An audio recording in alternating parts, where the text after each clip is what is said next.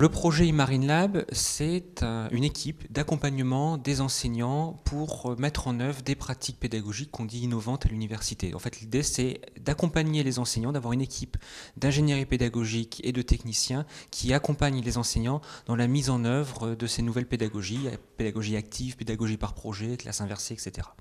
La particularité du projet, c'est que ce projet s'appuie sur une plateforme numérique qui propose des enseignements qui sont proposés par les enseignants et qui sont scénarisés, illustrés, filmés par l'équipe technique. L'objectif aussi, c'est que les étudiants puissent se connecter sur cette plateforme de façon à acquérir leurs apprentissages régulièrement et aussi s'auto-évaluer grâce à cette plateforme. Au niveau des licences, l'apport pédagogique, alors je crois que si on parle d'innovation pédagogique, l'idée de faire ce genre de support, c'est sur deux axes. C'est sur l'enseignement, c'est-à-dire comment on accompagne les enseignants à, on va dire, renouveler leur pédagogie, travailler autrement avec les étudiants, peut-être mieux utiliser le présentiel et utiliser le numérique pour justement faire à distance des choses qu'on ne faisait pas avant, donc ça libère du temps. Et il est au niveau de l'apprentissage, et là, l'innovation se situe... l'enjeu pour les étudiants, c'est d'apprendre à travailler autrement, parce qu'ils avaient plutôt une habitude d'être en amphi, de récupérer des connaissances. Et là, l'innovation, elle se situe plus sur la manière de travailler et la manière de produire, et comment on va exploiter ce qu'on a fait à l'université ensuite à l'extérieur. Les journées collège des licences de la Sorbonne, en fait, sont extrêmement importantes pour nous et pour l'ensemble du projet. D'abord en termes de visibilité, parce que c'est un bon moment pour communiquer sur notre projet auprès de l'ensemble de la communauté du collège des licences et des membres des établissements et des enseignants participant dans ces établissements.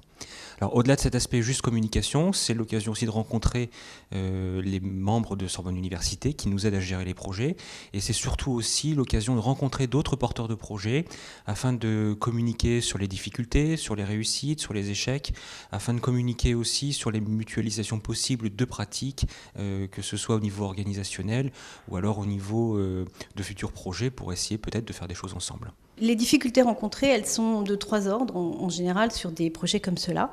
Donc c'est technique, pédagogique et organisationnel. Technique, c'est-à-dire que la grosse difficulté au départ, c'est d'avoir des supports, que ce soit la plateforme d'enseignement en ligne, que ce soit les outils.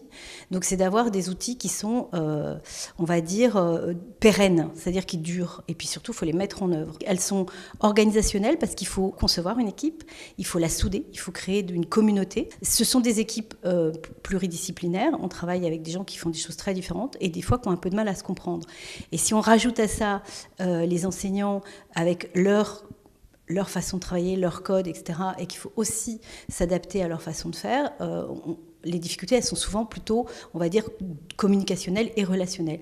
Mais il y a plein de manières de résoudre ça, à commencer par instaurer une relation de confiance dès le début, de travailler très étroitement avec eux et de co-construire leurs modules, leurs ressources. La deuxième chose, c'est avec les étudiants. On l'a moins fait dans la première phase du projet, on le fait beaucoup plus sur la deuxième phase, c'est de travailler beaucoup plus avec les étudiants pour qu'ils puissent eux aussi participer à la construction de cette plateforme. Alors Sorbonne Université, c'est quelque chose qui est extrêmement important pour nous parce que d'abord c'est le financeur du projet, ce qui évidemment a permis de le faire éclore et de le faire développer, mais au-delà de ça, c'est aussi la structure qui nous accompagne, qui nous aide à manager le projet, qui nous aide à la communication autour du projet, et donc on les remercie énormément pour tout leur investissement.